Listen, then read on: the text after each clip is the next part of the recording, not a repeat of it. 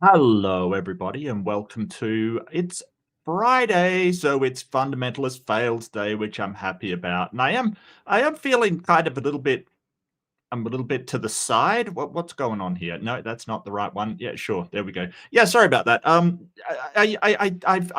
I did feel a bit off last night, so I grabbed a short one, and this may be a shorter session than usual. So I do apologize if you were expecting some long, drawn out tangents. I know it's Thursday there, Jedi. Thank you, and welcome. Yeah, so it's Friday for me. It's my favorite day because I get to do fundamentalist fails, and it was interesting. I absolutely this was hilarious. I could not stop grinning ear to ear when I had a look at this.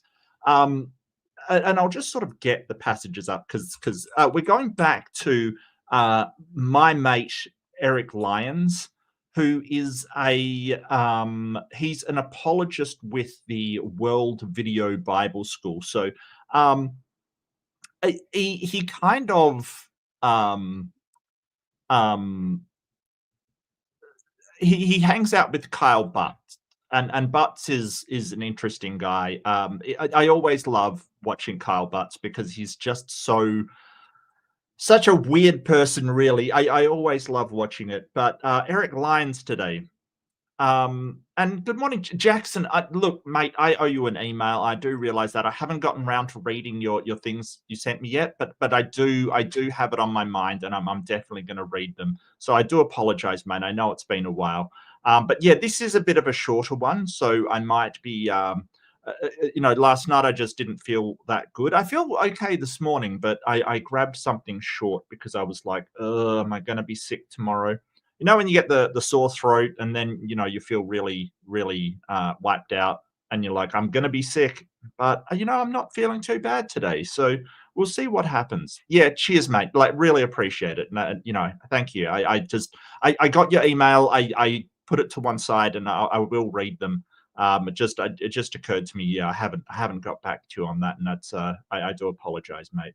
um so let's get this up. And it really interesting. I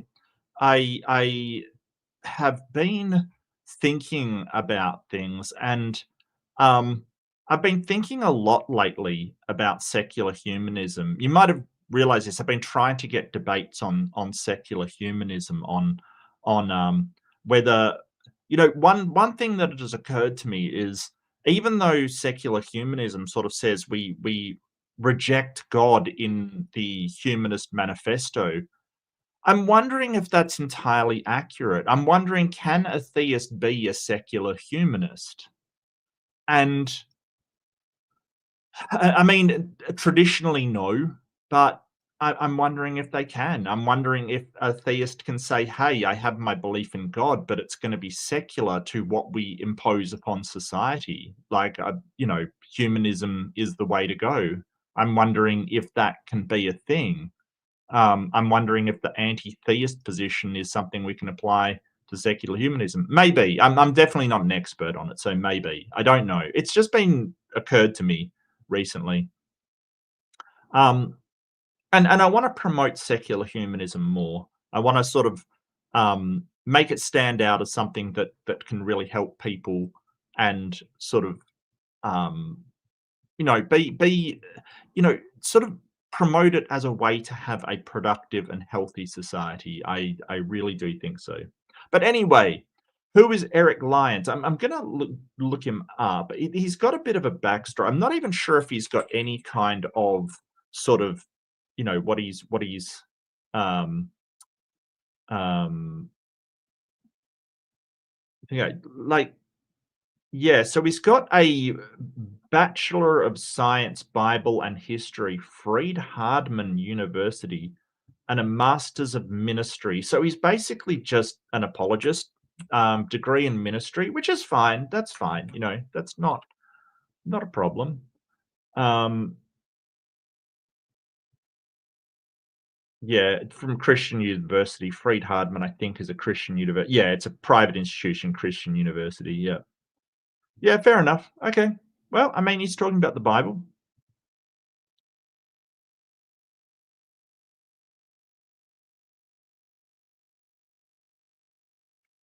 Um, According to Google, the first secular humanist manifesto had some signatures from Unitarian ministers. That's interesting. Well, I mean, Unitarian, they may not even believe in a God, to be honest with you. Unitarian's a bit of a weird one. Um, it is a bit of a weird one, Jay. Let's see. Okay. Um, so I had trouble downloading this thing, so I'm just going to grab it from YouTube. So let's listen to, is Christian Science an oxymoron? Well, I think it's a category error, Jedi. I think science is secular, so Christian Science doesn't exist. Um, it's because, I mean, when you're saying Christian something, it's exclusively Christian, or it is the thing that Christians use as opposed to other people. So if you say Christian morals, you're talking about, morals that Christians use. But science, it doesn't it doesn't care whether someone's Christian or atheist or anti-theist or whatever. It doesn't care. So I think that it's just a category error to say that. There's just science. I don't know. It'd be like saying um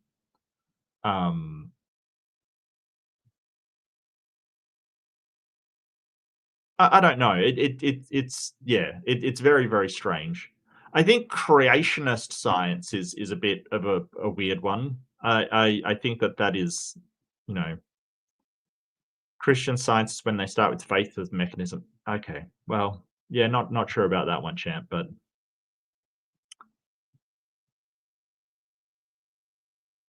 they presuppose a lot. Well, look, I think presuppositionalist is the worst arguments ever. I agree, Jay, but not everybody is. Some people are evidentialists. So, if you're basing things on the Bible and then finding evidence, I don't think they're good arguments, but you're definitely not presupposing, right?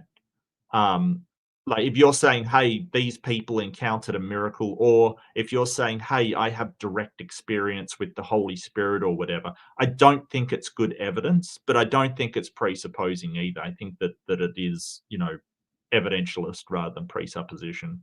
I mean, presupposition has no justification whatsoever. So, um, which begs a lot of questions, literally begging the question. In the book, The Atheist Introduction to the New Testament, How the Bible Undermines the Basic Teachings of Christianity, author Mike Davis begins with these words on page 1. For me, Matthew 24:34 was the smoking gun. It proved to me that Christianity could not possibly be true. End of story, case closed. It's the verse where Jesus tells his listeners that the judgment day will come before the generation he's speaking to passes away, meaning that some of them would still be alive when the sun went dark, the stars fell from the sky, and Jesus came riding down from the heaven on clouds of glory. It's been near.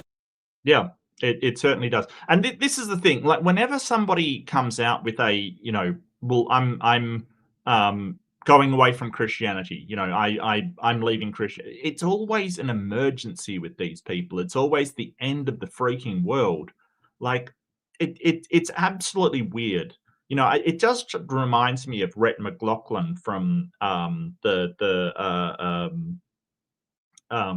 Good Mythical Morning, and he's like, "Yeah, I'm not a Christian anymore," and they just went crazy.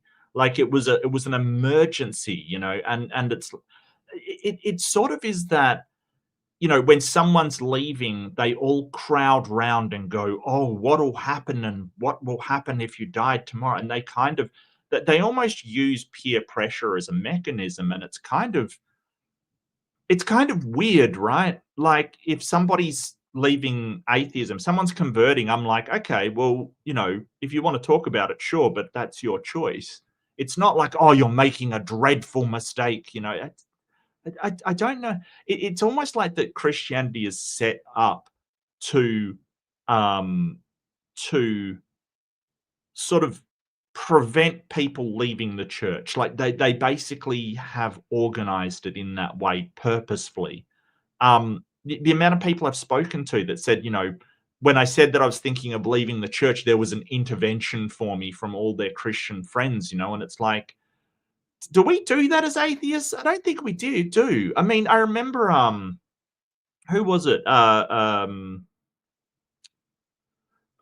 forget his name. Anyway, someone in my sphere converted or changed to a theist. I think they became a pantheist. But Skylar Fiction, and I'm like, okay. I mean, that's his choice. I didn't organize an intervention for the man. I don't. It's so strange. It's really strange, and it seems very manipulative, I guess. I don't know. Now, Matthew 24, I've got it up here because if you actually read this, and I do want to go through this, right? I do want to go through. Hang on, I'll zoom in a bit. Where's my zoom? Is that too far? There we go. That's good. That's good. So, destruction of the temple and sign of the end times. Jesus left the temple, was walking away. His disciple came up to it to call attention to its buildings. Did you see all these things? Truly, I tell you, not with stone here will be left on another. Everyone will be thrown down, right? And so he's basically saying, hey, the temple's going to be destroyed. As Jesus was sitting on the Mount of Olives, the disciples came to him privately. Tell us, they said, when will this happen? When will be the sign of your coming, and of the end of the age? He answers, watch out that no one deceives you. I am Messiah. You'll hear of wars and rumors of wars. This is their prophecy. Like this is their prophecy. You'll hear of wars and rumors of wars. Really, that's your sign of the end times, right? But it's the sign of his coming and the end of the age, right? Like this is absolutely talking about the end of the world, basically. All right. You'll hear of wars and rumors of wars, but see to it you're not alarmed. Such things must happen, but the end is still to come. Nation will rise against nation and kingdom against kingdom. There'll be famines and earthquakes in various places. All of these are the beginnings of birth pains. Then you'll be handed over to be persecuted and put to death, and be hated by all nations because of me. Now, this prophecy, right? You're going to be persecuted.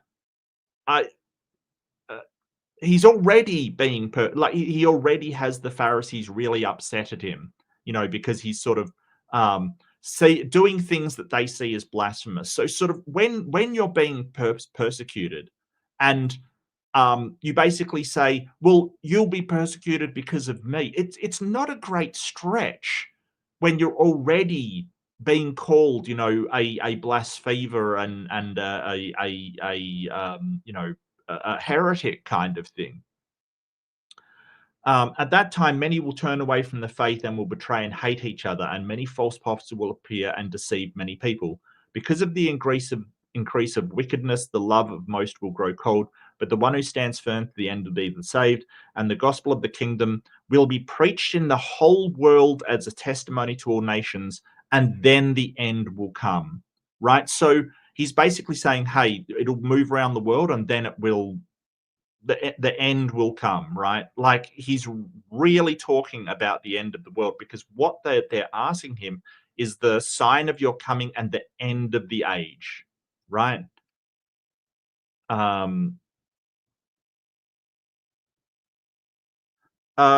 Pinworm, for $2. Thank you so much, Pinworm. Hello, mate. Always a pleasure. Yeah, always a pleasure to see you, Pinworm. Absolutely. Thank you so much. Let's see.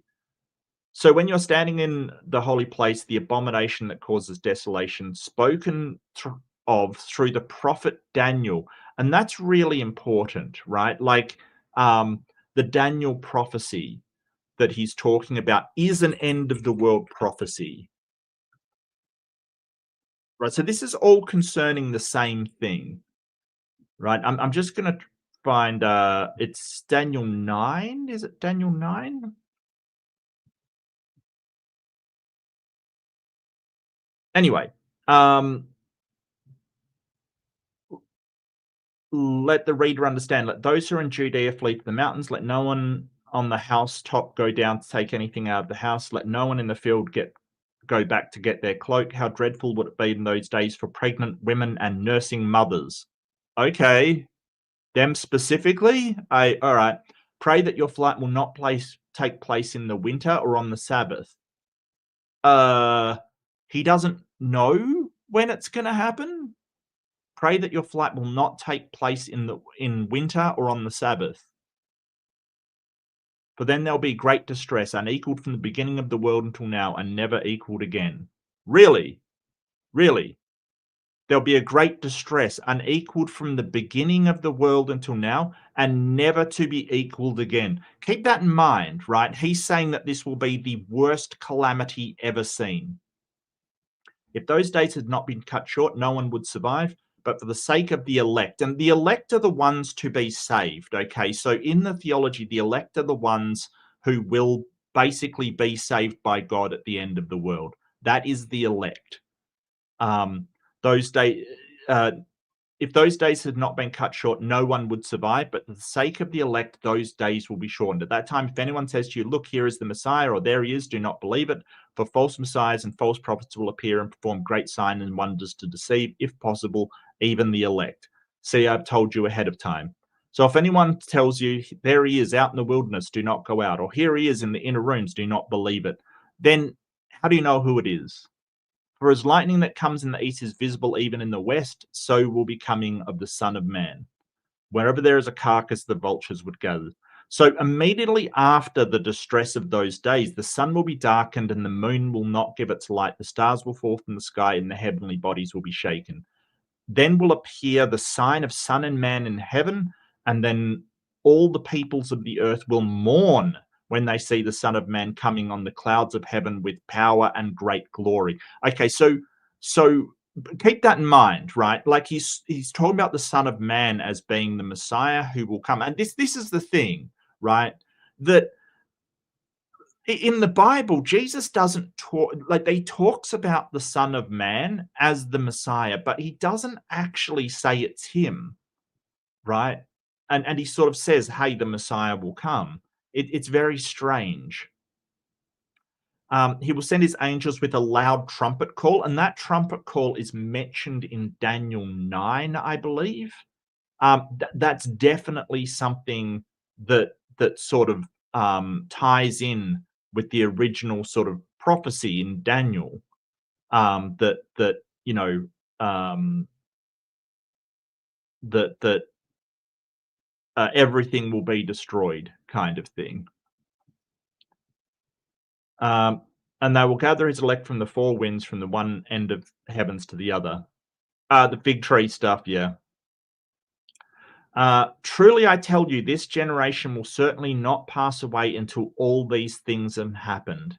Heaven and earth will pass away, but my words will never pass away. But about that day, no one knows, not even the angels in heaven nor the Son, so he doesn't know, but only the Father, as it was in the days of Noah, we're coming at the end of the Son of Man. But basically, the thing, you know, and he goes on a long time talking about weeping and gnashing of teeth. But he's really talking about the end of the world, and that I tell you, this generation will certainly not pass away until all of these things have happened. Right. So he's really talking, because he's gathering the elect. That is 100% the elect that are supposed to be saved from the apocalyptic end of the world.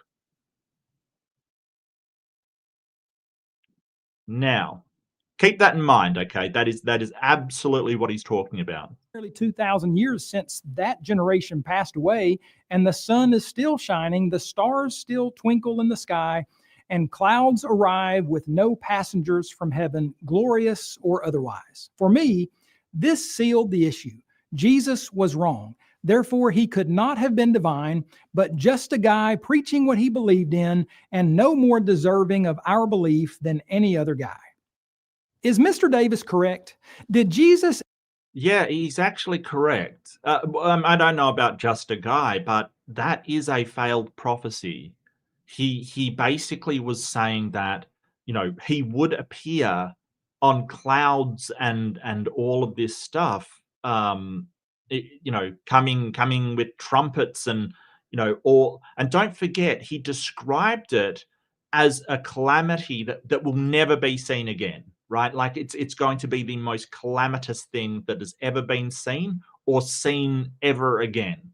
Okay, keep that in mind when we think of a few things that, like maybe World War II, what happened to the Jewish people. Keep that in mind. Air when he predicted this generation, his generation, will by no means pass away till all these things take place. According to Davis, since Jesus tells his listeners that the judgment day will come before the generation he's speaking to passes away, and since that generation passed away 1900 years ago, Yeah, the Bible it's yeah, 1900 years ago. No, and the Bible itself is untrustworthy. Well, it's just, the problem is that you've got this prophecy that obviously didn't come through. Like it didn't happen. Okay, now that doesn't mean that the Bible is untrustworthy. It could just be that Jesus was untrustworthy, or there was some other reason. But I think it is challenging holding up this as, well, Jesus made all these prophecies and they all came through. I mean, how many times have we heard that? Jesus made all these prophecies and they all happened. No, they didn't. They didn't happen. That's the whole point. Itself is untrustworthy. Jesus could not have been divine, and supposedly such verses should. Well, I mean, that's not okay. So this is a false dichotomy. He's setting up a dichotomy basically, and the Bible is untrustworthy, or it is completely trustworthy. No, that's not one or the other. It might be trustworthy on certain things. I'm pretty sure that Jerusalem existed. It's just this all or nothing, this black and white thinking with these people. Like, Jesus could not have been designed. Well, no, it doesn't mean that Jesus is not divine. He could be divine and lying about the end of the world. Like, it's just a case that we have to take into consideration, that if you say that Jesus is the perfect person who made prophecies that all came true, no, they didn't all come true. And that puts doubt on his position as divine. But it doesn't mean, like, so what you've got to remember is that he's saying it's impossible for Jesus to have been divine. No, that's not what we're saying. We're saying that, hey, he made a prophecy and it didn't come true. So it looks like, and you would assume, that he did not have knowledge of the future. Right? That's all. He could have been divine and got a prophecy wrong. I don't know. But it certainly does cast doubt on whether the claims that the figure in that book of Jesus made were actually true, that he was the Son of God, and that, all of this thing. And yes, it casts doubt on it. But casting doubt on a claim and saying that's impossible are two totally separate things. So what Eric is doing here is doing a false dichotomy and sort of trying to shift the burden of proof, saying, hey, if you're saying he could not have been divine, no, I'm saying he did a failed prophecy. And this such verses should make people atheists rather than Christians. I think that it casts doubt on the Bible, but I don't think it alone is what gets you to atheism. I think it is sort of critical thinking and skepticism, that we have a lot of these problems in the Bible that gets you to atheism. I don't think it's this verse all by itself. Mostly it's a complete lack of evidence. It's not the Bible per se. It is a complete lack of evidence for any kind of divinity out of the Bible. Like, it just doesn't exist. That's the problem. But hey, this guy says, hey, he saw that the Bible had made this prophecy and it didn't come true. And I believe the consensus among scholars is that Jesus was predicting the end of the world. Could make people atheist rather than Christians. In actuality, what Davis confesses ultimately proved to him that the Bible and Jesus are unreliable is nothing more than a misinterpretation of Scripture. Really? A misinterpretation. Okay. Yeah. And this is what blew my mind. It's like, how do you interpret that with the horns and the greatest calamity ever seen, and the elect being gathered.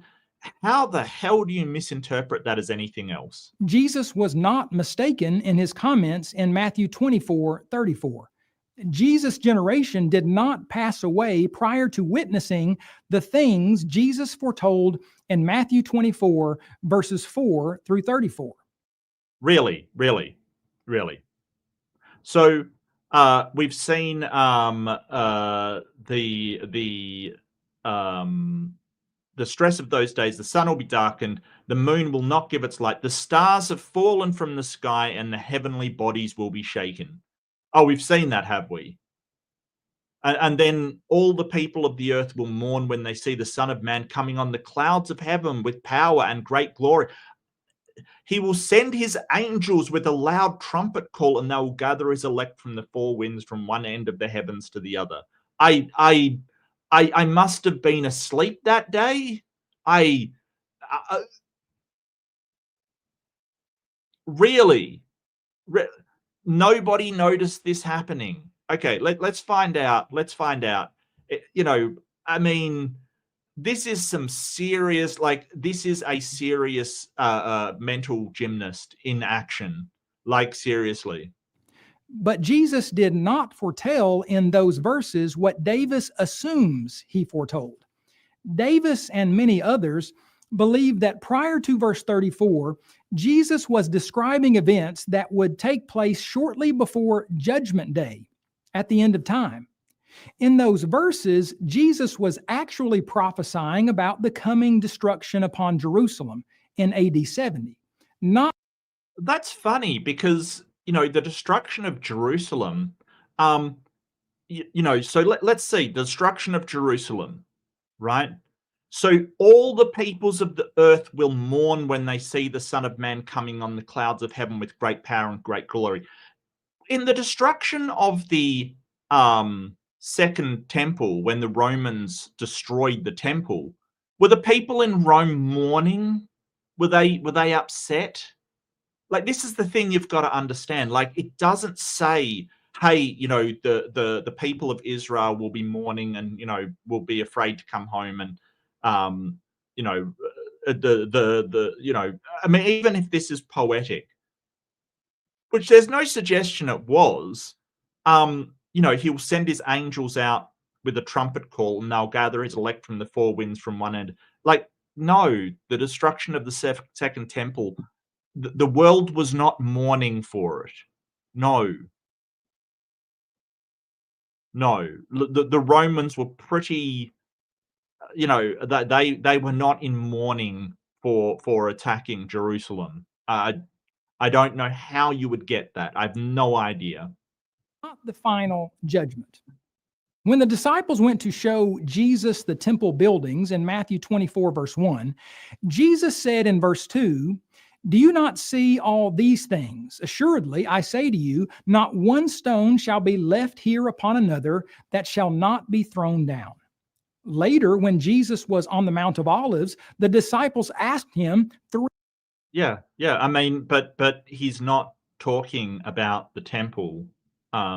He left the temple, and so here's what you got to understand. Jesus left the temple and was walking away when his disciples came up to it to call his attention to its buildings. Yes.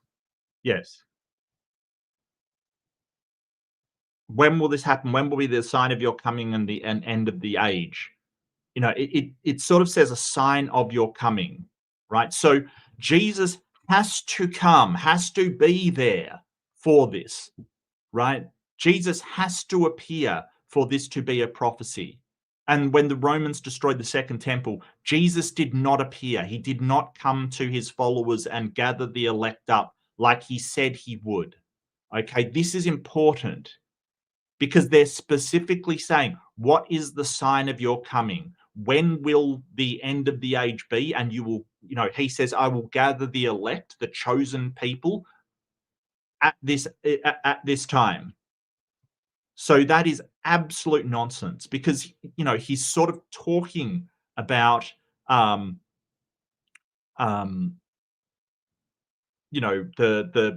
of the increase of wickedness, and this gospel of the king will preach in the whole world as a testimony, and then the end will come.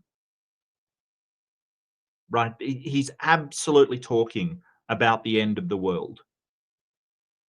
And keep in mind, right? From there, there'll be a great distress, unequaled from the beginning of the world until now, and never be equaled again. Really, really, the destruction of the Second Temple was the greatest calamity the world has ever seen. No, no, absolutely not. Absolutely, even if you're restricting that to just the Jewish people, um, you know, World War II, what happened to the Jewish people was a way bigger calamity than the destruction of the Second Temple. And if you don't believe me, ask a Jewish person.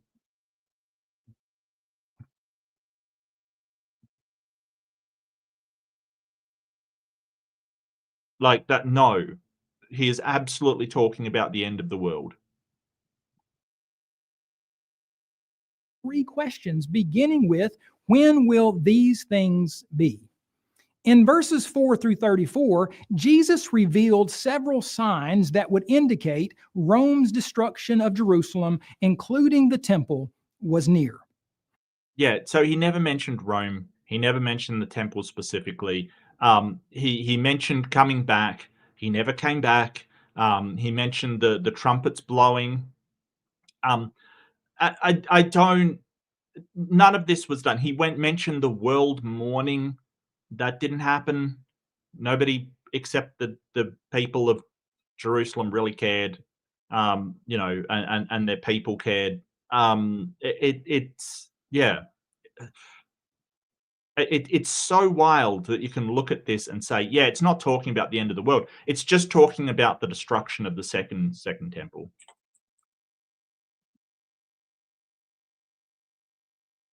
And the fact that they specifically say, when will you be coming? Like so he's promised to return, and it didn't happen. It just didn't happen.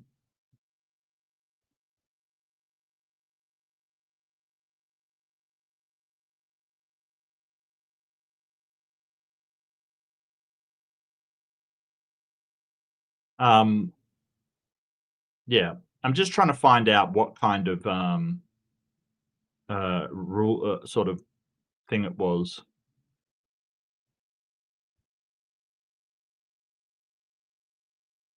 Um,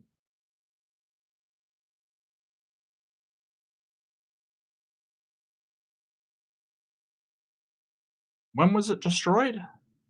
Wasn't it like 70 AD or so?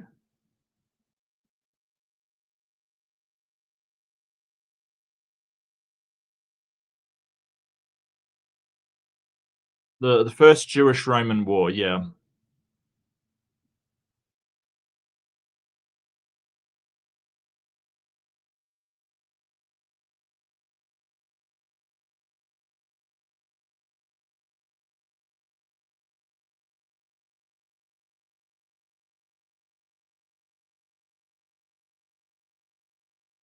Yeah, I mean, they basically sieged the city and destroyed the temple, but I the greatest calamity the world has ever seen, it was not. It really was not.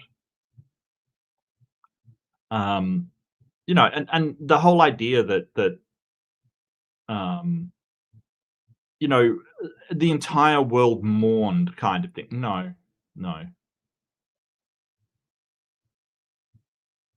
no.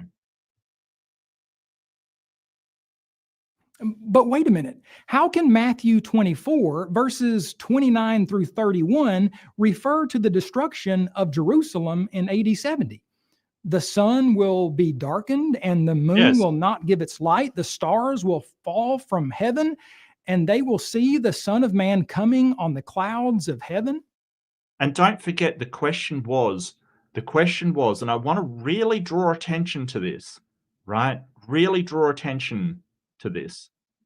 Um, in Matthew 24, it says, "When will this happen, and what will be the sign of your coming and of the end of the age?" Right. So it's a sign of your coming, right? Like he's actually saying, "When will you return?" That is what is being asked. Don't forget that. How is that not describing the end of time? Correct. How is that? Yeah. How is that not describing the end of days and the end of the age and the coming of the Son of Man, which was prophesied to be the end of the world? If we allow the Bible to explain itself, what we find is that If we allow the Bible to explain itself, how does that work? Does the Bible speak? What the hell does that mean? If we allow the Bible to explain itself. I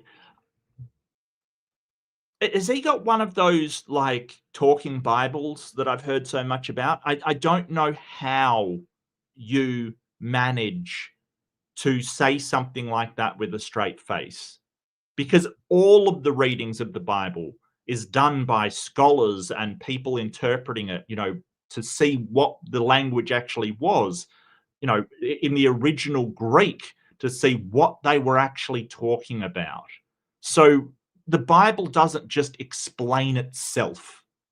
Oh boy. Yeah, exactly, Deviant. Yeah, exactly. If the Bible could explain itself, there wouldn't be thousands of Christian denominations. Absolutely. Absolutely.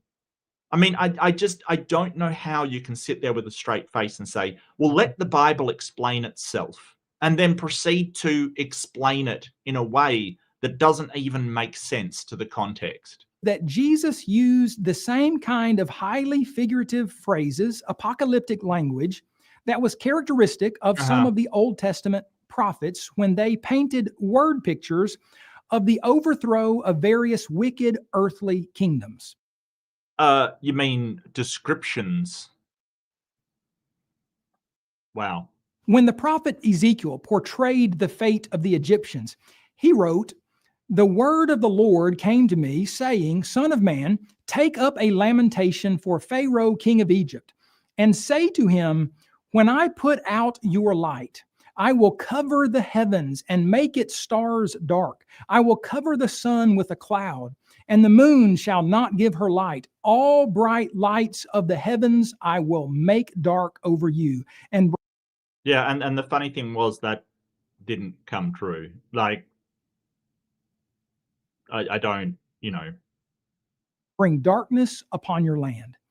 In Isaiah's prophetic judgment against Egypt, he began by saying, "Behold, the Lord rides on a swift cloud and will come into Egypt."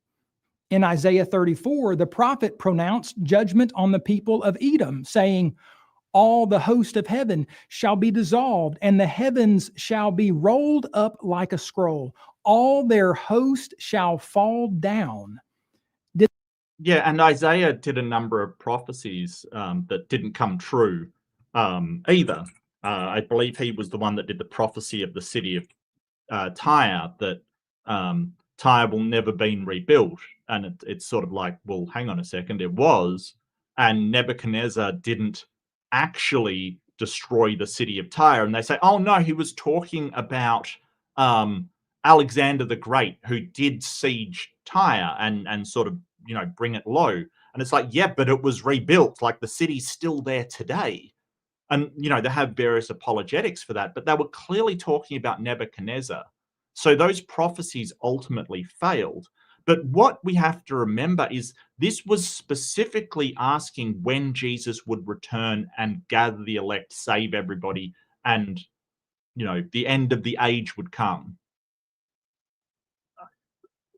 It really is sort of a stretch to go, oh, well, he was using poetic language. And don't forget, he specifically said it will be the greatest calamity that has ever been seen, and there'll be no greater calamity ever. Well, that's not true. That's not true. The first Jewish-Roman war was not a huge war as far as things are concerned. Like, I don't know how you would say that's the greatest calamity ever. Left-handed Jedi for $5. Thank you, Jedi. Ronco's Talking Bible, the fun for the parents and terrifying to your kids. Let the head of John the Baptist read your favorites. Damn. Damn. That sounds familiar. Was that maybe out of some book? Maybe was it out of Good Omens? Maybe, I don't know. It sounds familiar, Jedi. I don't know why. Sounds like something that Terry Pratchett would write. Just saying. But thank you. I appreciate it. Well, let's go. No, this isn't. Someone asked, who asked whether this is the butts. This is not the butt.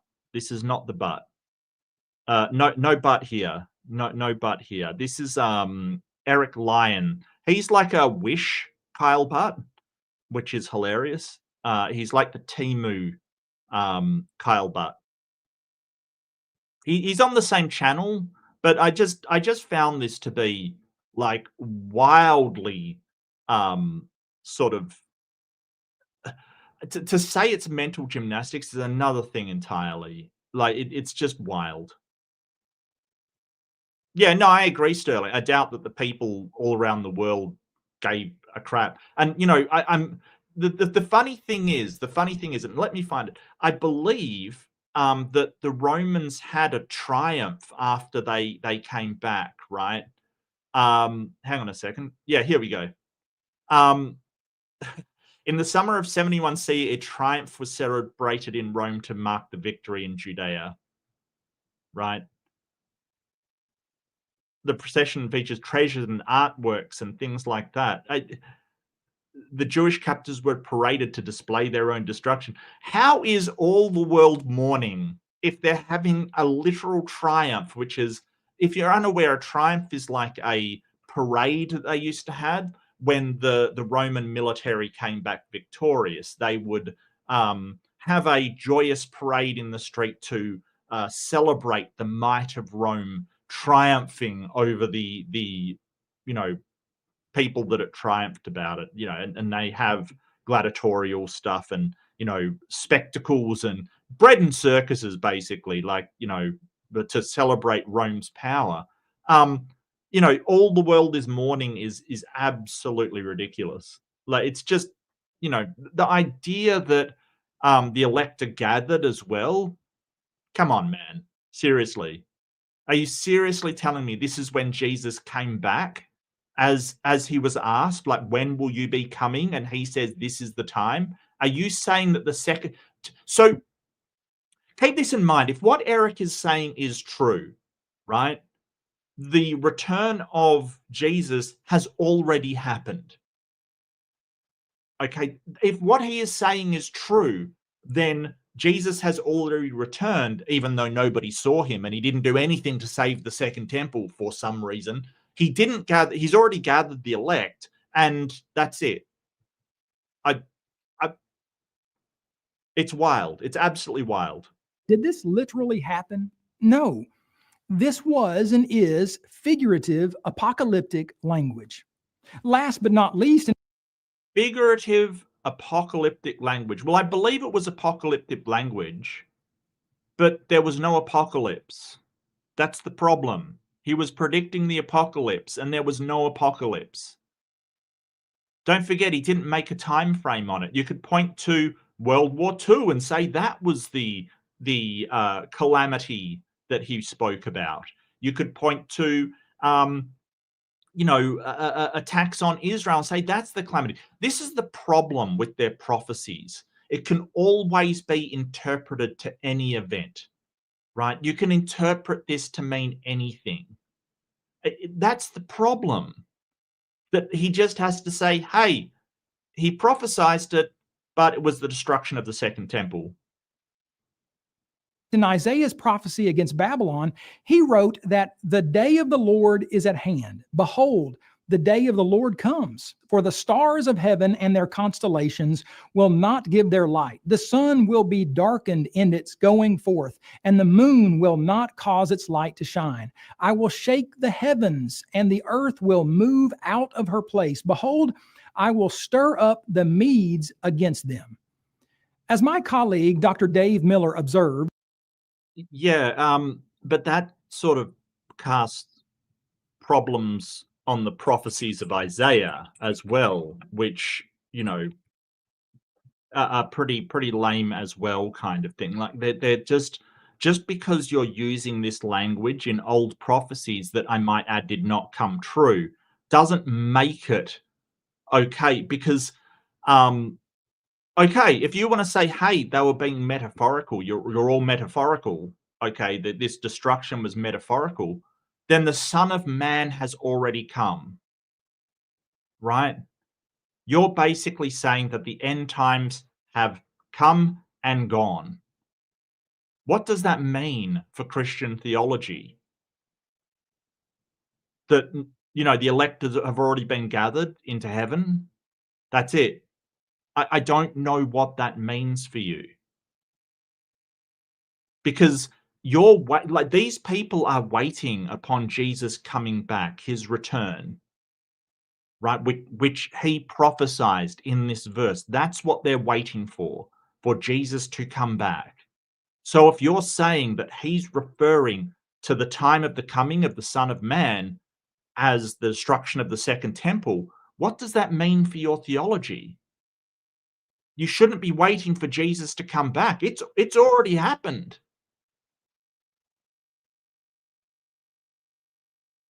This is so wild.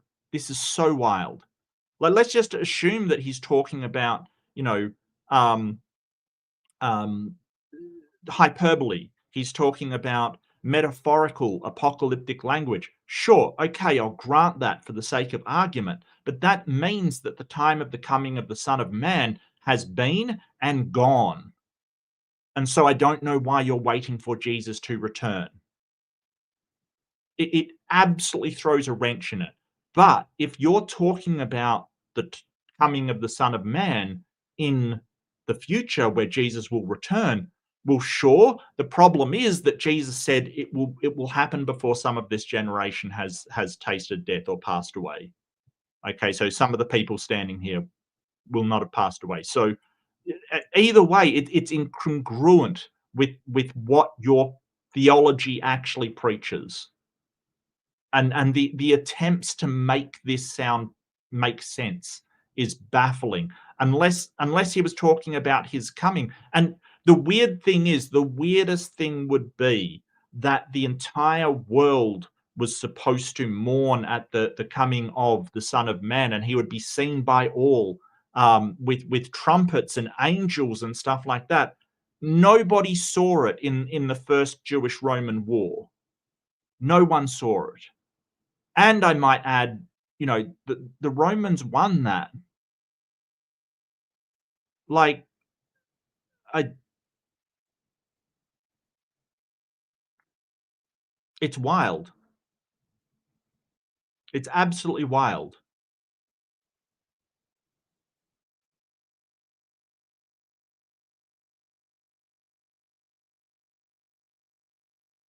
So keep in mind that the Romans won that war and went back to Rome and had a triumph, right?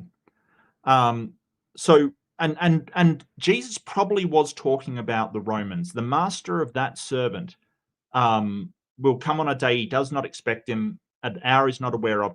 He will cut him to pieces and assign him a place to the hypocrites. Well, there'll be weeping and gnashing of teeth. It's so wild.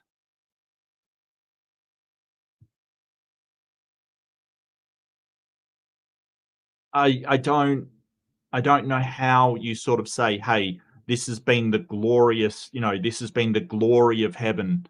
Um, you know, the Son of Man coming on the clouds of heaven with power and great glory. They lost. They lost.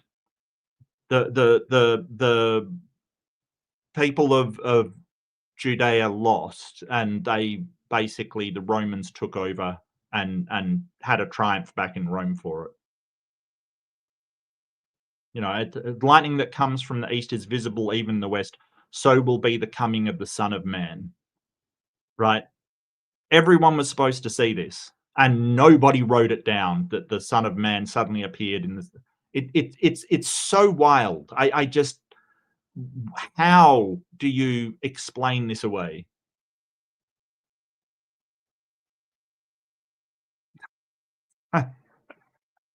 Jesus has come back a third time. Yeah, yeah. Three's the charm, Jessica. Don't you know that?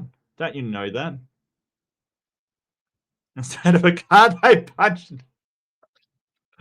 Ah, dear. Ah, dear. You are in a mood, Jedi. I love it. You go, you good thing. You go. There is no question that such language is highly figurative, hyperbolic, Uh-huh. and Uh-huh. designed to make an impression, to create an effect in the Uh-huh. mind of the hearer, and not intended to be taken literally. If God can Then it's not a prophecy. Then it's not a prophecy. Yeah. It's not a prophecy if it's highly figurative and think it's not a prophecy. Nostradamus did a better job.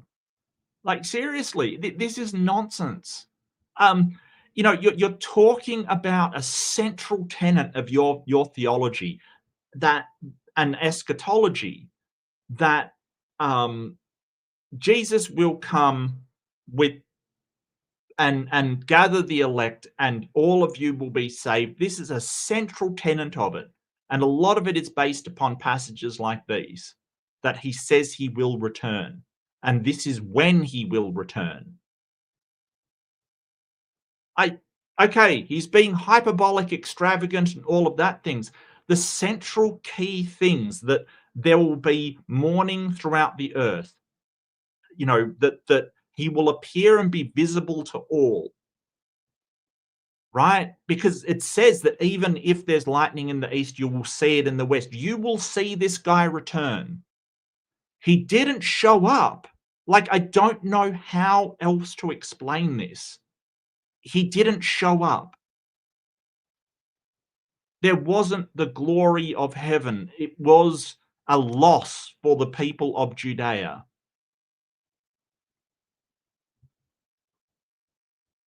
discuss the overthrow of Babylon, Egypt, and Edom in such extravagant, dramatic terminology, surely he can do the same when discussing the destruction of Jerusalem in AD 70. Friends, the Bible is its own best commentary. I think he does have a talking Bible. I think he does. I absolutely think he does have a talking Bible. The Bible is its own best commentary. I, but the thing, so on one hand, if you're saying, hey, the second temple was the event he was speaking of, then he has already returned. If you're not, then his prophecy that it would happen in his generation was wrong. You're stuck. One of these things cannot be true. And I don't know how you make it work.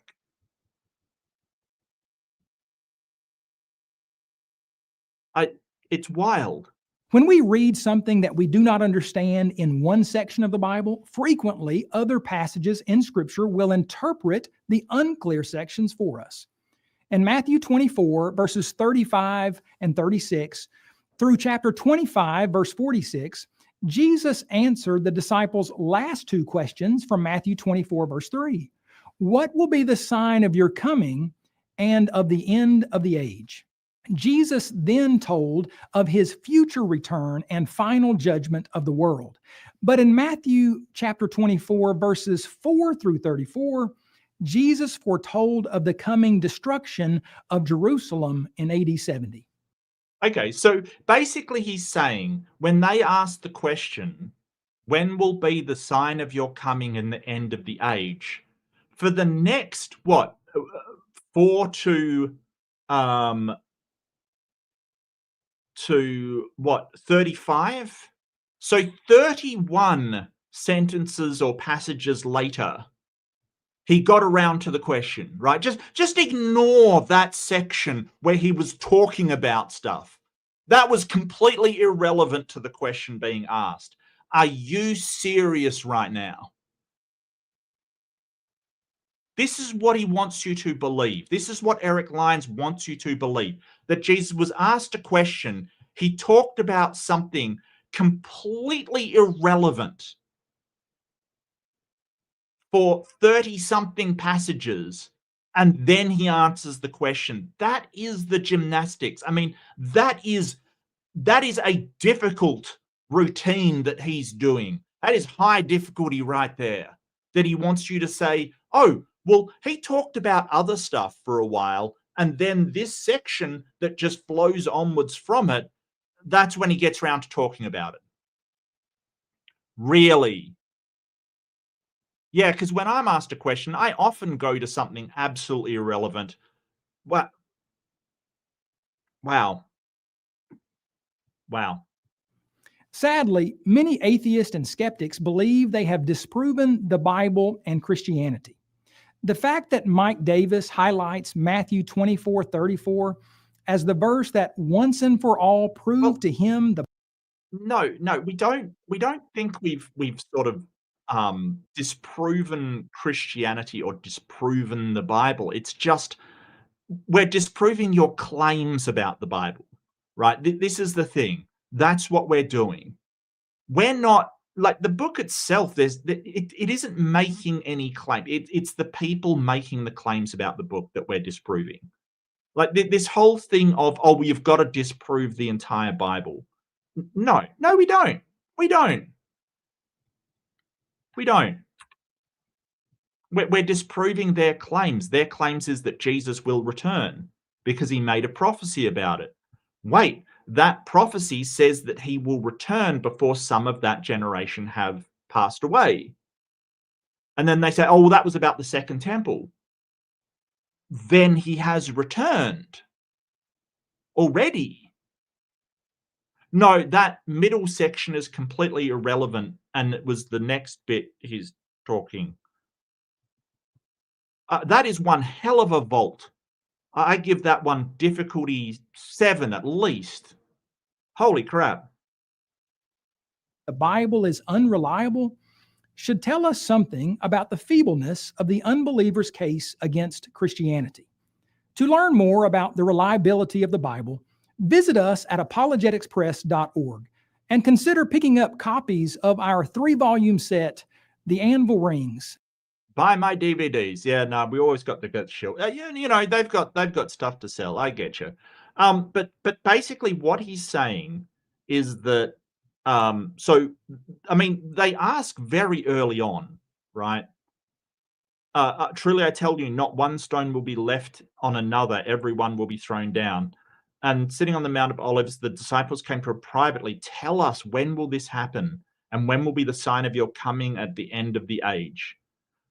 So they're expecting you to believe, watch out, no one deceives you. There'll be hand over persecutions. When you're standing in the holy place, the abomination that causes desolation, spoken of through the prophet Daniel, who the prophecy in Daniel talked about the end of the world. That's the prophecy that he's referencing, is the end of the world, right? That's the one that he's prophesying. Give me 1 second. I'll just try and find it. So he's talking about Daniel 12, right? The end times. Okay, but you, Daniel, seal up men, increase knowledge.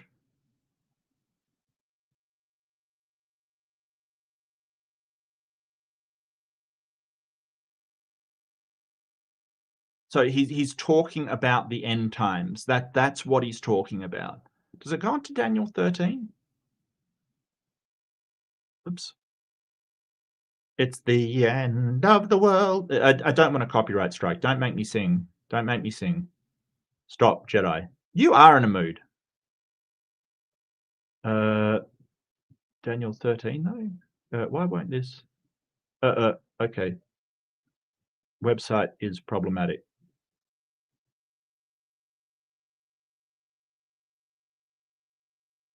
Does it only go to 10? What?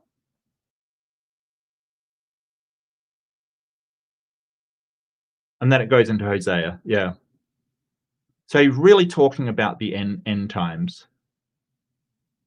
So he's referencing the end times in Daniel.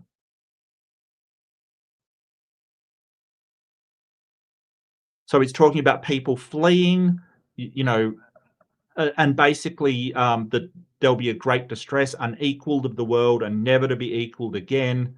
If those days had not been cut short, no one would survive. But for the sake of the elect, those are the saved. In the Christian theology, the elect are the saved. Those days will be shortened. At that time, if anyone says to you, look, so basically false messiahs, but the Son of Man will be visible, like he will be seen.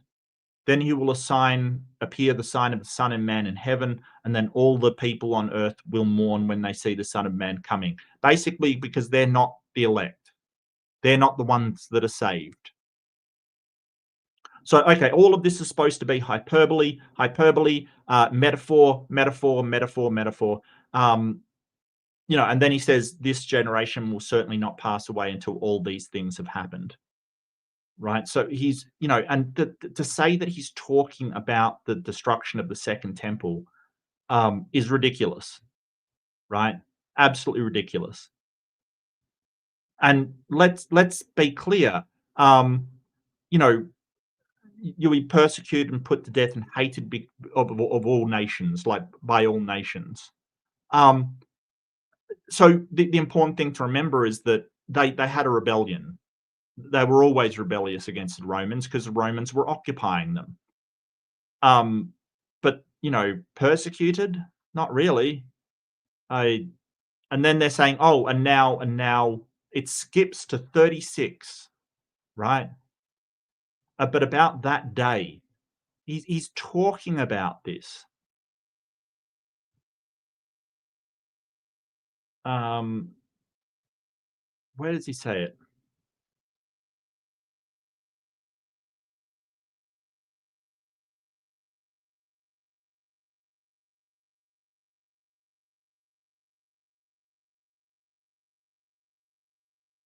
How dreadful it will be in those days for pregnant women and nursing mothers. So he's basically expecting you to skip over all this stuff as being him talking about the first Jewish Roman war.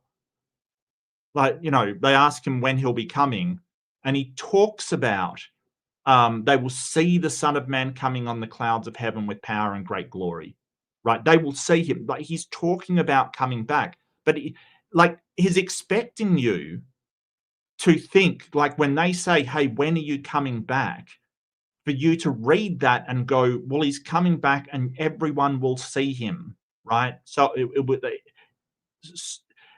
of lightning is visible in the east, is visible even in the west, so will be the coming of Son of Man, and he will appear in great glory, and when they see the Son of Man coming on the clouds of heaven, power and great glory. But he's expecting you to believe that in this, he's not referencing he's coming back, right? It's such a reach. It's such a reach. Like, because he's talking about those days. It all flows one to another. And I don't know how you get there from what he's done. I have no idea. It is so wild. So yeah, and I do apologize. This one's a really short one. I do apologize for that. I'd love to get your comments on it though. If you want to, do leave a comment if you disagree with me, or you have any issues, or if you're just in a mood like Jedi, go for it. Yeah, so this is kind of the apologetics we see all the time.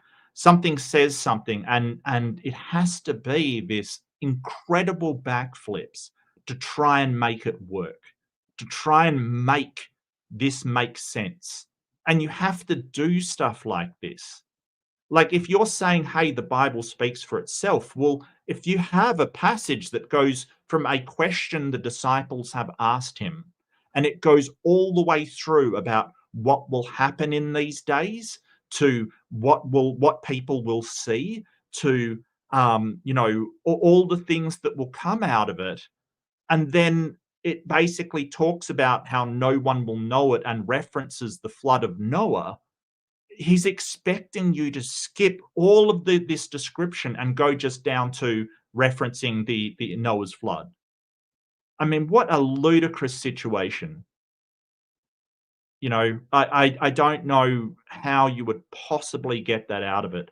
But I think that a lot of these apologists like Eric Lyons and you know, Kyle Butt and all of these apologists, they rely on people not actually reading it. You know, and just going, oh yeah, they obviously they were talking about skipping all of this kind of book, you know, like obviously they were. No, they weren't. Absolutely not. No. No. Because you can see that sort of, you know, at 36 he says, but about that day or hour no one knows. It's like, how do you separate a sentence that starts with but about that day when you've been talking about all of this stuff? I don't understand. And I would like someone to explain it to me. Dr. Kip, explain this to me because I don't understand how you get that. You know, and I've never heard somebody saying the Bible explains itself, because it's never explained itself to me. And, you know, it really does sound like you are doing apologetics to try and make somehow this prophecy accurate, so in any way you can. So if it is this language about the angels appearing and trumpets blowing and the sky darkening, oh, it's metaphor, it's hyperbole. If you're talking about the Jesus coming on that day, oh, we have to skip over that bit. That's not related to what he was talking about with the destruction of the second temple. How does that even work? I do not understand that. You know, and then they say, oh, these atheists, it just shows how bad they are. And it's like, really? Really? I mean, we have two hypotheses here. One, Jesus is talking about the end of the world, the coming of the Son of Man, and fulfillment of the prophecy in Daniel. Or Jesus was asked a question, talked nonsense for a large segment of it, and then about the second temple, which had nothing to do with the question, and then answered the question without giving any indication that he was changing subject in any way. I don't know how you get there. It is incredible how you would get there.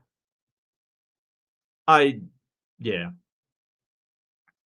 But yeah, I do apologize it's so short. I didn't really realize that I was feeling a bit off last night, but I do feel a bit better this morning.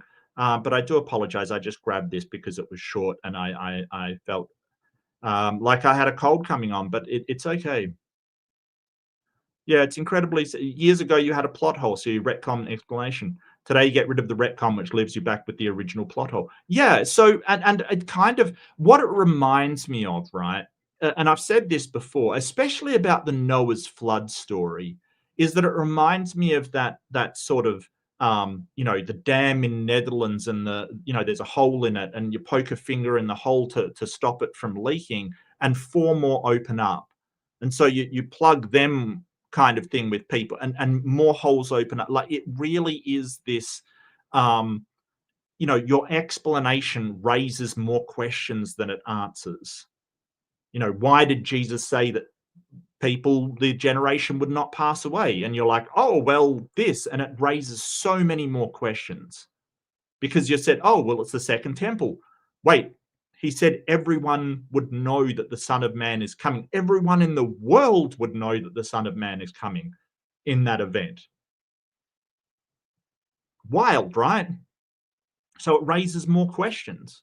And this is what you get when you're trying to do conclusion first and then find the evidence to meet your conclusion, rather than looking at the evidence and evaluating what is the conclusion you should draw from it. Because the conclusion we should draw for this is not hey, the Bible's untrustworthy, or the Jesus is not divine, or it's better to be an atheist than a Christian. No, that's not the conclusion we draw from it.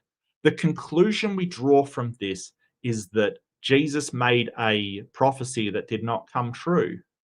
That's what we draw from this, right? It's only your own claim that Jesus was a divine, perfect being that is never wrong that is the thing that I'm challenging. Not the entirety of Christianity or whatever. Just that claim, because Jesus made a prophecy, did not come true. That's it. That's what we draw from it.